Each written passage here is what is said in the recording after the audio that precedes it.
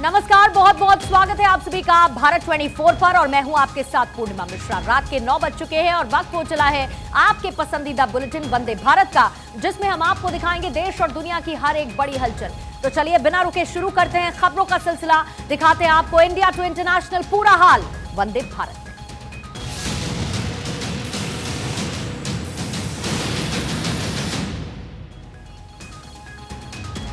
राहुल गांधी की सुरक्षा पर संग्राम बढ़ता जा रहा है। दिल्ली में भारत जोड़ो यात्रा के दौरान राहुल की सिक्योरिटी में चूक देखने को मिली, जिसके बाद कांग्रेस ने गृह मंत्रालय को चिट्ठी लिखी है। वहीं सीआरपीएफ ने अपने जवाब में बताया कि राहुल खुद कई बार अपने सुरक्षा घेरे को तोड़ देते हैं और प्रोटोकॉल का पालन नहीं करते। राजनीति के गलियारों में शोर मचा है, हंगामा बरपा है, सुरक्षा को लेकर बिगुल बजा है। इस हंगामे के बैकग्राउंड को समझने के लिए आपको आज की तारीख से थोड़ा पहले लिए चलते हैं।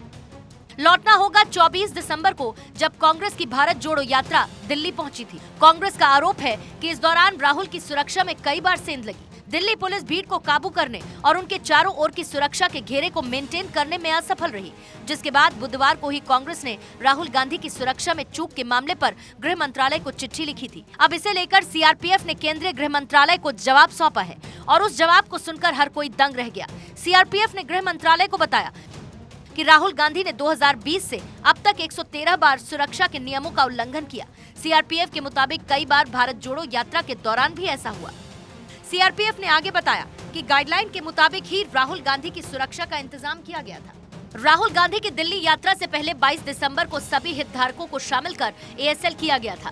यात्रा के दौरान सभी सुरक्षा दिशा निर्देशों का सख्ती से पालन किया गया और दिल्ली पुलिस ने जानकारी दी है कि सुरक्षा कर्मियों की पर्याप्त तैनाती की गई थी। लेकिन संरक्षित व्यक्ति के लिए की गई सुरक्षा व्यवस्था तब ठीक काम करती है जब संरक्षित व्यक्ति स्वयं निर्धारित सुरक्षा गाइडलाइंस का पालन करता है। वहीं कई मौकों पर राहुल गांधी की ओर से निर्धारित नियमों का उल्लंघन देखा गया है और इस बारे में समय समय पर जानकारी दी गई है। तो सीआरपीएफ का कहना है कि राहुल ने कई बार सुरक्षा नियमों को तोड़ा। सीआरपीएफ के जवाब के बाद बीजेपी ने कांग्रेस को जमकर घेरा। ये तथ्य सामने आया है कि प्रोटेक्टी को नियमों का, प्रोटोकॉल का पालन करना होता है। राहुल गांधी ने स्वयं इस यात्रा में दिल्ली में जो थी, इस प्रोटोकॉल का उल्लंघन किया है। ऐसा नहीं है। नेताओं की सुरक्षा का मुद्दा देश में कोई पहली बार जागा हो। इससे पहले भी सुरक्षा का मसला कई बार उठ चुका है, जिसको लेकर गृह मंत्री अमित शाह का संसद में बयान भी सामने आया। 100 किलोमीटर की स्पीड से 100 किलोमीटर की स्पीड से दिल्ली ल्यूटन में महंगी मोटरसाइकिल लेकर घूमते 100 और वो सुरक्षा की गाड़ियां बेचारी पीछे की पीछे रह जाती, धरी की धरी रह जाती। मैं उदाहरण देना चाहता हूं हमारे प्रधानमंत्री नरेंद्र मोदी जी का। 20 साल से ज्यादा समय से उनके पास सुरक्षा कवच है, 20 साल से, मगर आज भी एक भी बार सुरक्षा कवच का फाउल नहीं आया है। सीआरपीएफ ने साफ किया कि राहुल ने खुद कई बार सिक्योरिटी को तोड़ा। कई बार मना करने पर भी वो सुरक्षा घेरा तोड़ देते हैं। अब तक उन्होंने 113 बार सिक्योरिटी को तोड़ा। महीने में वो लगभग 5 बार प्रोटोकॉल का पालन नहीं करते। ऐसे में कांग्रेस की ओर से लिखी गई चिट्ठी का ढिंढोरा पिटने पर सवाल उठना लाजमी है। आइए आपको राहुल की पूरी सिक्योरिटी फोर्स भी दिखा देते हैं कि राहुल के साथ कितने सिक्योरिटी फोर्सेस हमेशा तैनात रहते हैं, जिसका जवाब सामने आया है कि राहुल खुद ये सुरक्षा घेरा तोड़ देते हैं। दरअसल Z+ के साथ एडवांस सिक्योरिटी होती है, जिसमें 24 जवान हर वक्त तैनात रहते हैं। इसके साथ ही हर वक्त 6 पीएसओ की तैनाती होती है। हर वक्त 2 एस्कॉर्ट तैनात रहते हैं और साथ ही आर्म्ड स्टैटिक गार्ड, जिनकी संख्या होती है 10, वो भी तैनात रहते हैं। 58 कमांडो, आंकड़ा आप देखिए, 58 कमांडोज की मौजूदगी और 2 शिफ्ट में 5 वॉचर्स की तैनाती होती है। हमेशा 6 ड्राइवर मौजूद होते हैं और इसके साथ ही स्क्रीनिंग के लिए भी जवानों की मौजूदगी लगातार होती है। देखिए, सिक्योरिटी मामले में राहुल की लापरवाही कोई नई बात नहीं। सीआरपीएफ ने यह बताया कि राहुल ने 113 बार अपनी सिक्योरिटी को ब्रेक किया। हर महीने राहुल ने लगभग 5 बार अपनी सिक्योरिटी को तोड़ा। इससे पहले आपको यह भी बता दें कि जब एसपीजी ने भी बताया था कि उन्होंने कई बार प्रोटोकॉल का पालन नहीं किया। राहुल गांधी की लापरवाही कैसे देखने को मिली है, यह भी आप समझिए। एसपीजी प्रोटेक्शन के दौरान विदेशी दौरों पर एसपीजी सुरक्षा लेने में राहुल दिलचस्पी नहीं दिखाते हैं। 1991 से 2019 तक 156 विदेश यात्रा राहुल गांधी ने की और इन्हीं 156 में से 143 यात्राओं पर एसपीजी को वो साथ नहीं लेकर गए। राहुल का रवैया प्रोटोकॉल का उल्लंघन है। राहुल बिना एसपीजी को बताए ही विदेश दौरे पर निकल पड़ते हैं। साल 2015 से मई 2019 तक 1892 मौके ऐसे आए जब दिल्ली में बिना बुलेट रेजिस्टेंट गाड़ी के सफर करते रहे राहुल गांधी। यानी कि अगर इसका आप एवरेज निकालेंगे तो हर रोज एक बार ऐसा ही हुआ है। इसी दौरान 247 मौके ऐसे आए जब दिल्ली के बाहर बिना बुलेट रेजिस्टेंस गाड़ी से ही सफर किया राहुल गांधी ने। अब 2005 से लेकर 2014 तक का आपको आंकड़ा बताते हैं जब राहुल गांधी 18 मौकों पर देश के विभिन्न हिस्सों में पहुंचे और बिना बुलेट रेजिस्टेंस व्हीकल का उन्होंने इस्तेमाल किया और आरोप लगाया गया कांग्रेस की तरफ से कि राहुल की सुरक्षा में चूक हुई, जिसके बाद सीआरपीएफ का ये जवाब सामने आया है। अगली खबर है ओबीसी आरक्षण को लेकर, क्योंकि मुद्दा ओबीसी आरक्षण का है जिसको लेकर उत्तर प्रदेश में घमासान मचा हुआ है। योगी सरकार ने प्रण लिया कि बिना ओबीसी आरक्षण के निकाय चुनाव नहीं होंगे। हाई कोर्ट के फैसले के खिलाफ सरकार सुप्रीम कोर्ट पहुंच चुकी है। वहीं विपक्षी नेता अखिलेश यादव भी ओबीसी आरक्षण पर सियासत करते नजर आ रहे हैं।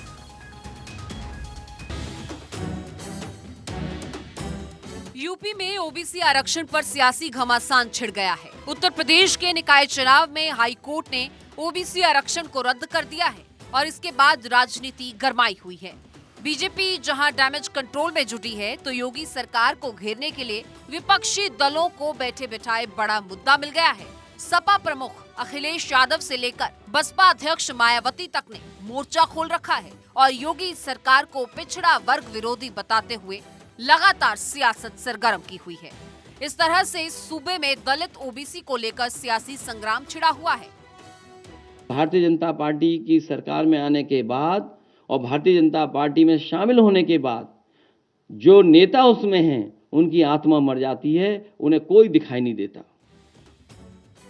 तो वहीं दूसरी ओर योगी सरकार ने साफ ऐलान कर दिया है कि बिना ओबीसी आरक्षण के चुनाव तो नहीं होगा। हाईकोर्ट के इस फैसले के खिलाफ यूपी सरकार सुप्रीम कोर्ट में पहुंची, जहां हाई कोर्ट के फैसले पर विचार करने को कहा गया। उनके बगैर हम चुनाव नहीं कराएंगे। पिछड़े वर्ग के आरक्षण के बगैर चुनाव कराने की कोई भी कल्पना नहीं और इसके लिए जो भी विधिक कार्रवाई सरकार को करनी होगी सरकार करेगी। भारतीय जनता पार्टी ने हमेशा मोदी जी के नेतृत्व में, योगी जी के नेतृत्व में पिछड़े वर्गों के कल्याण के लिए, उनके उत्थान के लिए काम किया है। बात आरक्षण की है तो सियासत अपने आप होनी है। एक और योगी सरकार आरक्षण के मुद्दे पर सक्रिय है और कोर्ट के फैसले को रद्द करने की मांग कर रही है, तो दूसरी ओर सपा प्रमुख अखिलेश यादव से लेकर पल्लवी पटेल, भीम आर्मी के नेता चंद्रशेखर आजाद ने सरकार के खिलाफ मोर्चा खोल दिया है। अब सपा गांव-गांव, घर-घर जाकर इस मुद्दे को धार देगी। ओबीसी के साथ साथ दलित समुदाय को साधने की कवायद में जुटेगी। बता दें कि यूपी की 760 नगर निकाय में चुनाव होने हैं। इसके लिए राज्य सरकार ने आरक्षण जारी किया है। प्रदेश के नगर निगमों के मेयर, नगर पालिका परिषद और नगर पंचायतों के अध्यक्ष और पार्षदों के आरक्षण को लेकर इलाहाबाद हाई कोर्ट में एक याचिका दायर की गई थी, जिसमें कहा गया था कि सरकार ने आरक्षण के लिए ट्रिपल टेस्ट का फॉर्मूला लागू नहीं किया। कोर्ट में सरकार ने कहा था कि निकाय चुनाव मामले में 2017 में हुए ओबीसी के सर्वे को आरक्षण का आधार माना जाए।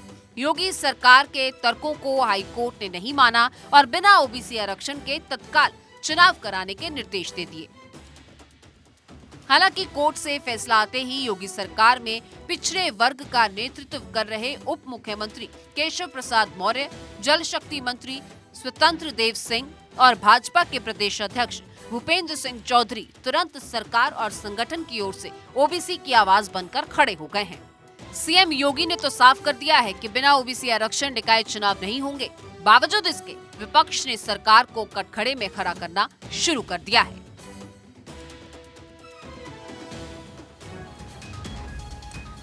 तो योगी ने कह दिया है कि बिना ओबीसी के आरक्षण के निकाय चुनाव नहीं होंगे और उत्तर प्रदेश में ओबीसी को एक बड़ा वोट बैंक भी माना जाता है, क्योंकि यूपी में लगभग 55% आबादी ओबीसी है। यानी कि उत्तर प्रदेश में हर 100 में से 55 लोग ओबीसी कैटेगरी के हैं और इसीलिए सभी पार्टियां उन्हें साधने की कोशिश करती हुई नजर आती है।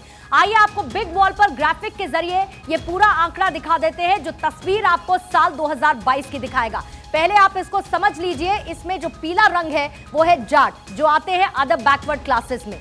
जो इसमें नीला रंग है वो कुर्मी को कवर करता है, वो भी हिस्सा है अदर बैकवर्ड क्लासेस के। और अन्य लाल रंग में आपको दिख रहा है ये है ओबीसी का। सबसे पहले बीजेपी की बात करेंगे और साल है 2020, जिस चुनाव में ओबीसी ने किसको वोट दिया, क्योंकि 55% आबादी अदर बैकवर्ड क्लासेस की है। 47% जाटों ने वोट दिया बीजेपी को 2020 के चुनाव में। 58% कुर्मियों ने वोट दिया बीजेपी को और 65% अन्य की संख्या रही बीजेपी को वोट देने के लिहाज से। अब कांग्रेस ने किस तरीके का परफॉर्मेंस, या फिर ये कहिए कि कांग्रेस कितना साथ पाई ओबीसी को, ये भी आप समझिए। 2% जाटों ने वोट दिया, 3% कुर्मियों ने वोट दिया और 3% आंकड़ा अन्य का नजर आया। अब सपा में जहां 44% जाटों ने वोट दिया 2020 चुनाव में, 29% कुर्मियों ने वोट दिया 2020 के चुनाव में और 22% अन्य का आंकड़ा सपा के खाते में जाता हुआ नजर आया। अब बसपा 5% जाट, 6% कुर्मी और 6% अन्य बसपा के कोटे में गए साल 2020 चुनाव में। अब अन्य में भी देख लीजिए, 2%, 4%, 4%, ये आंकड़ा अन्य के खाते में नजर आया, जो कुल मिलाकर 55% आबादी अदर बैकवर्ड क्लासेस की उत्तर प्रदेश में है। अभी देश में 49.5% का आरक्षण है। ओबीसी को 27% है, एससी को 15% है और इसके साथ एसटी को यानी कि शेड्यूल्ड ट्राइब को 7.5% आरक्षण दिया जाता है। अगर वोट के लिहाज से उत्तर प्रदेश में अदर बैकवर्ड क्लासेस को हम देखें तो ये एक बड़ा समुदाय है और इसीलिए सभी पार्टियों की ये कोशिश होती है कि ओबीसी वर्ग को साधा जाए और उनको अपने साथ लिया जाए, क्योंकि वो वोटर्स में कन्वर्ट होते हैं जो पार्टियों का साथ देते हैं। अगली खबर है 30 दिसंबर को, जहां प्रधानमंत्री मोदी पश्चिम बंगाल के दौरे पर रहेंगे और यहां पर कई विकास परियोजनाओं की सौगात भी देंगे।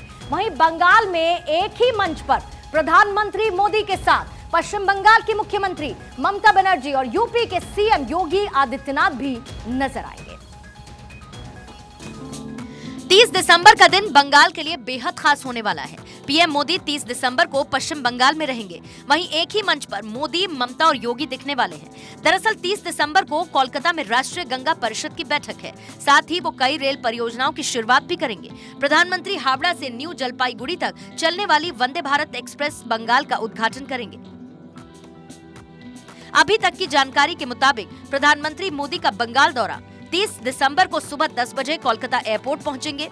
सुबह 10:30 बजे से 11 बजे के बीच वंदे भारत एक्सप्रेस का उद्घाटन होगा। इसके साथ कई रेल परियोजनाओं का उद्घाटन करेंगे। करीब 11 बजे प्रधानमंत्री नेताजी सुभाष चंद्र बोस की प्रतिमा पर माल्यार्पण करेंगे। सुबह 11:15 बजे नमामि गंगे का दर्शन करेंगे। बंगाल को पीएम नरेंद्र मोदी देंगे 7800 करोड़ रुपए से अधिक की विकास परियोजनाओं की सौगात। प्रधानमंत्री कार्यालय की तरफ से कहा गया है कि बंगाल दौरे पर प्रधानमंत्री 335 करोड़ रुपए से अधिक की लागत से विकसित किए जाने वाले न्यू जलपाईगुड़ी रेलवे स्टेशन के पुनर्विकास की आधारशिला भी रखेंगे। योगी राज के कानून व्यवस्था की हर कोई तारीफ करता है। अपराधियों के बीच में बुलडोजर का खौफ है, लेकिन इसी बीच जयपुर में कांग्रेस अधिवेशन के दौरान कांग्रेस के नेताओं ने योगी राज में कानून व्यवस्था को लेकर जमकर कसीदे पड़े। योगी राज की कानून व्यवस्था इतनी मजबूत है कि इसका उदाहरण खुद विपक्षी दे रहे हैं। जी हां, सही सुना आपने। जयपुर में कांग्रेस के स्थापना दिवस के दिन राजस्थान में अधिवेशन के रूप में मनाया गया। बिरला सभागार में आयोजित अधिवेशन में कांग्रेस प्रदेशाध्यक्ष गोविंद सिंह डोटासरा ने कहा कि गुटबाजी छोड़कर एक साथ आएंगे तो ही आगामी चुनाव में सरकार रिपीट होगी। डोटासरा ने मंत्रियों, विधायकों और कार्यकर्ताओं से कहा कि हर महीने की 28 तारीख को जनता के बीच पैदल चलेंगे और उनकी जन सुनवाई करेंगे। वहीं पार्टी के प्रदेश सचिव गजेंद्र सांखला ने उत्तर प्रदेश की कानून व्यवस्था की तारीफ की और राजस्थान की खराब कानून व्यवस्था पर जमकर सवाल उठाए। उन्होंने कहा कि राजस्थान में 8 बजे के बाद भी धड़ल्ले से शराब बिकती है। देर रात शराब बिकने से अपराध बढ़ रहे हैं। महिलाओं में इससे भय का माहौल पैदा होता है। वो अपने आप को असुरक्षित महसूस करती हैं। वहीं उन्होंने ये भी कहा कि मुख्यमंत्री जी, शासन इस तरह का होना चाहिए जैसे उत्तर प्रदेश में सरकार रिपीट हुई है, वह कानून व्यवस्था में मजबूती से हुई है। यूपी में भयमुक्त वातावरण दिया था। यूपी की सरकार रिपीट होने का सबसे बड़ा कारण बेहतरीन कानून व्यवस्था थी। उधर पूर्व उप मुख्यमंत्री सचिन पायलट को मंच पर जगह दी गई थी, लेकिन बोलने का मौका नहीं मिला। राजस्थान प्रभारी सुखजिंदर सिंह रंधावा ने भी कांग्रेस नेताओं को अनुशासन का पाठ पढ़ाते हुए कहा कि किसी का पद स्थायी नहीं होता, चाहे मुख्यमंत्री हो या कोई अन्य, सबसे बड़ा कार्यकर्ता ही होता है। और राहुल गांधी ने कहा कि हमारे आखिरी छोर पर बैठे कार्यकर्ता को हमें सुनना होगा, साथ ही उसे आगे लाना ही होगा। अधिवेशन में दिन भर चर्चा के बाद सरकार को 16 सुझाव दिए गए। इस अधिवेशन में 4 प्रस्ताव भी पारित किए गए। कांग्रेस का किंग कौन? कांग्रेस के नेता सलमान खुर्शीद का गांधी परिवार के प्रति प्रेम छलका। एक इंटरव्यू में उन्होंने कहा कि भले ही बागडोर खड़गे के हाथों में हो, लेकिन नेता गांधी परिवार ही है। वहीं बीते दिनों खुर्शीद ने राहुल की तुलना भगवान राम से की थी, जिसके बाद खूब हंगामा मचा था।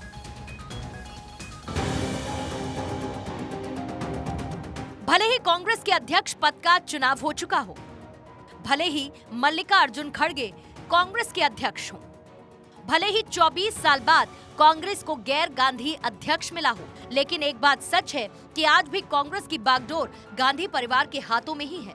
और ये बात हम नहीं कह रहे, ये कहना है कांग्रेस के वरिष्ठ नेता सलमान खुर्शीद का। सलमान खुर्शीद ने एक इंटरव्यू में कहा कि गांधी परिवार हमारे नेता हैं, राहुल गांधी हमारे नेता हैं और वो रहेंगे। उनकी यात्रा में जिस प्रकार रिस्पांस देखने को मिल रहा है, उससे ये बात स्पष्ट हो जाती है कि वो हमारे नेता हैं। पार्टी को चलाने के लिए एक फुल टाइम अध्यक्ष की जरूरत थी, जो सिर्फ इसी काम को करे जो बड़े काम करने हैं, वो हमारे नेता करते रहेंगे। खुर्शीद के बयान से बीजेपी को कांग्रेस पर हमला करने का एक और मौका मिल गया और बिना देर किए बीजेपी की ओर से जवाब भी आया। जो सच पूरा भारत जानता था, उसको कांग्रेस पार्टी के वरिष्ठ नेता सलमान खुर्शीद ने जग जाहिर कर दिया है। इतनी बेइज्जती अपनी ही पार्टी के अध्यक्ष की करना कतई उचित नहीं है। कि खड़गे जी को नेता नहीं माना जाता। खड़गे जी केवल एक क्लरिकल जॉब की तरह अध्यक्षता का पद संभाल रहे हैं और असली नेतृत्व जो है वो केवल गांधी परिवार का है। हालांकि उनके पास कोई ऑफिशियल पोजीशन नहीं है, परंतु नेतृत्व राहुल गांधी का। अभी हाल ही में सलमान खुर्शीद ने राहुल की तुलना राम से की थी, जिस पर भी खूब हंगामा बरपा था। सलमान खुर्शीद ने राहुल गांधी की भारत जोड़ो यात्रा उत्तर प्रदेश में व्यापक रूप से न आने पर कहा था कि भगवान राम हर जगह नहीं जा सकते, जबकि उनकी खड़ाऊ बहुत दूर तक जाती है। वहीं हंगामा बरपने के बाद खुर्शीद की ओर से सफाई भी आई। सलमान के नाम से तकलीफ है कि राम के नाम से तकलीफ है? ऐसा है, भगवान राम का नाम मैंने लिया है, मैं न ले सकता हूँ। ऐसा है, हमारा अपना मजहब कुछ भी हो, हमारा अपना मजहब कुछ भी हो, एक देश की, एक भारतीयता की एक भावना और एक आस्था भी है। सलमान खुर्शीद साहब के पिछले बयानों को जोड़कर देखें तो सत्ता में आने के बाद कभी हिंदू तालिबान है, हिंदू पाकिस्तान है, हिंदू बोको हराम है, और सत्ता में आने के लिए राहुल राम है। बहरहाल अब तक कांग्रेस के नए अध्यक्ष को लेकर सवाल बीजेपी की ओर से खड़े किए जाते थे, लेकिन अब बार बार ये मौका कांग्रेस के ही नेता दे रहे हैं। कुछ ही समय पहले की बात है जब कांग्रेस अध्यक्ष खड़गे के नेतृत्व में पहली बार 2 राज्यों में चुनाव हुए। गुजरात में जहां पार्टी की करारी हार हुई, वहीं हिमाचल में कांग्रेस की सत्ता में वापसी हुई। कांग्रेस की ओर से हिमाचल में कमान कौन संभालेगा, इसके लिए सुखविंदर सिंह सुक्खू का नाम तय हुआ। नाम की घोषणा होने के बाद सुखविंदर सिंह सुक्खू ने सोनिया गांधी, राहुल गांधी, प्रियंका गांधी का शुक्रिया अदा किया, लेकिन पार्टी के राष्ट्रीय अध्यक्ष मल्लिकार्जुन खड़गे का नाम तक नहीं लिया। वहीं दूसरी ओर खुर्शीद ने बैठे बिठाए बीजेपी को एक मुद्दा दे दिया। तुनिशा आत्महत्या मामले में पुलिस ने जांच तेज कर दी है। वहीं आज एक बार फिर से तुनिशा के परिवार वालों के बयान दर्ज कराए गए, जहां पर उन्होंने शिजान पर गंभीर आरोप लगाए। वहीं दूसरी तरफ केंद्रीय मंत्री रामदास अठावले पहुंचे, परिवार से मुलाकात की और न्याय का भरोसा दिया। तुनिशा केस में जैसे जैसे जांच का दायरा बढ़ता जा रहा है, रोज नए नए खुलासे होते जा रहे हैं। इस केस में अब ड्रग्स की एंट्री हो चुकी है। तुनिशा की मां वनीता शर्मा ने दावा किया कि शिजान खान ड्रग्स लेता था। पुलिस ने तुनिशा की मां, मामा और ड्राइवर से पूछताछ के लिए बुलाया था, जिस दौरान तुनिशा की मां ने ये बात बताई। तुनिशा की फैमिली ने शिजान पर आत्महत्या के लिए उकसाने का आरोप लगाकर एफआईआर दर्ज कराई थी। इसके बाद अब ये ड्रग्स वाला बयान आया है। हालांकि तुनिशा की मां ने ये भी कहा कि वो ये नहीं जानती है कि वो ड्रग्स कब से लेता था। परिवार ने शिजान पर तुनिशा के साथ मारपीट करने का आरोप लगाया है। इससे पहले तुनिशा के मामा ने दावा किया था कि शिजान के संपर्क में आने के बाद तुनिशा शर्मा बदल गई और वो हिजाब पहनने लगी थी। पुलिस ने मामले में अभी तक 18 लोगों से पूछताछ की है। वहीं शिजान की पुलिस की रिमांड भी 2 दिनों के लिए बढ़ा दी गई। केंद्रीय मंत्री रामदास अठावले ने कहा है कि तुनिशा की मां ने बताया शिजान ने तुनिशा को 3 महीने से ट्रैप करके रखा था। वो एक तरह से शिजान के कब्जे में थी। सरकार से मांग करेंगे कि तुनिशा के परिवार को 25 से 30 लाख का मुआवजा दिया जाए। तो उनके माता जी से पूरी बात हमारी हुई, आधा घंटा तक उनके साथ बात करते रहे और उन्होंने मतलब बहुत बड़ा दुख जताया है और जो शिजान खान है उनको बड़ी सजा मिलनी चाहिए। इसी तरह की मतलब बातें उन्होंने हमारे सामने की है। मैंने भी आश्वासन दिया है कि पुलिस के माध्यम से, सरकार के माध्यम से हम आपके साथ हैं और शिजान को कठोर सजा मिलनी चाहिए। पुलिस ने शिजान के फोन को जब्त कर पूरा डेटा खंगाला तो पता चला वो सीक्रेट गर्लफ्रेंड से चैट करता था।